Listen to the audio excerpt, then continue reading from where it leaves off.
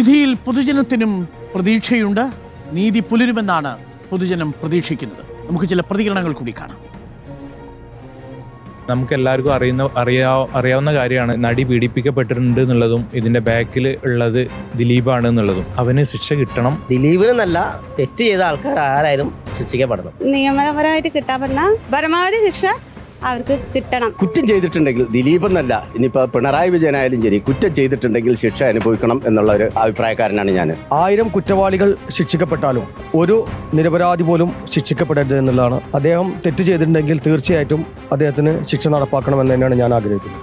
Established actor അയാളെ career 6 വർഷത്തോളം നഷ്ടപ്പെട്ടു. ഇനി അത് ഉണ്ടാവരുത് എന്നുള്ളതാണ് നമ്മുടെ പ്രതീക്ഷ. കാരണം എന്ത് വിധി വന്നു കഴിഞ്ഞാലും അത് ദിലീപിന് അനുകൂലമായിരിക്കും എന്നുള്ളതാണ് പ്രതീക്ഷ.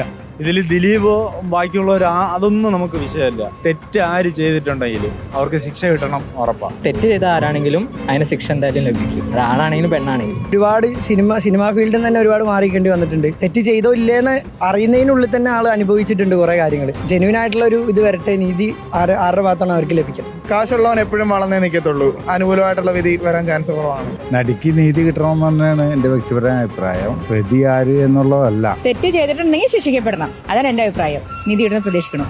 പുള്ളി തെറ്റ് ചെയ്തുള്ളതാണ് പുള്ളി പറയുന്നത്. പുള്ളി ചെയ്തിട്ടില്ലെങ്കിൽ പുള്ളിക്ക് അനുകൂലമായിട്ടുള്ള വിധിയാണ് വരുള്ളൂ. ചെയ്തിട്ടുണ്ടെങ്കിൽ എന്തായാലും ശിക്ഷ ലഭിക്കണമെന്നാണ് ആഗ്രഹം. നീതി കിട്ടണം, കാരണം ഞങ്ങളൊരു സ്ത്രീ ആണല്ലോ. ഞങ്ങൾക്ക് നീതി കിട്ടണം എന്ന് തന്നെയാണ് ഞങ്ങൾ ആഗ്രഹം. നീതി കിട്ടണമെന്ന് തന്നെയാണ് ആഗ്രഹം.